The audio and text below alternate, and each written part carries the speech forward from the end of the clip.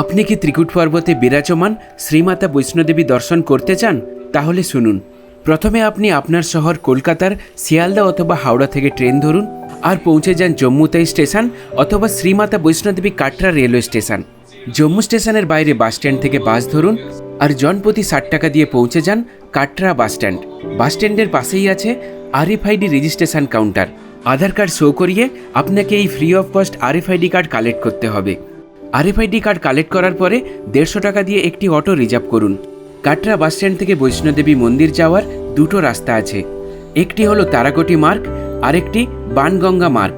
আপনারা যদি ব্যাটারি গাড়িতে করে বৈষ্ণোদেবী মন্দির যেতে চান তাহলে অটো করে আপনাদের তারাকোটি মার্গ এন্ট্রি গেট পৌঁছতে হবে এবং ওয়েবসাইটের মাধ্যমে জনপ্রতি আপ অ্যান্ড ডাউন 900 টাকা দিয়ে ব্যাটারি কারের টিকিট বুকিং করতে হবে। এবং আপনারা যদি পায়ে হেঁটে বৈষ্ণোদেবী মন্দির পৌঁছতে চান তাহলে আপনাদের অটো করে বানগঙ্গা মার্গ এন্ট্রি গেট পৌঁছতে হবে। বানগঙ্গা মার্গ এন্ট্রি গেট থেকে বৈষ্ণোদেবী মন্দিরের দূরত্ব হলো প্রায় 11 কিলোমিটার। বানগঙ্গা মার্গ থেকে আপনারা চাইলে পায়ে হেঁটে আপ অ্যান্ড ডাউন 3000 টাকা দিয়ে ঘোড়া বুকিং করে ঘোড়ায় করে আপনারা মা বৈষ্ণোদেবী মন্দির দর্শনের জন্য যেতে পারেন। আমরা এই বানগঙ্গা মার্গ রাস্তা দিয়ে মা বৈষ্ণোদেবী দর্শনের জন্য গেছিলাম।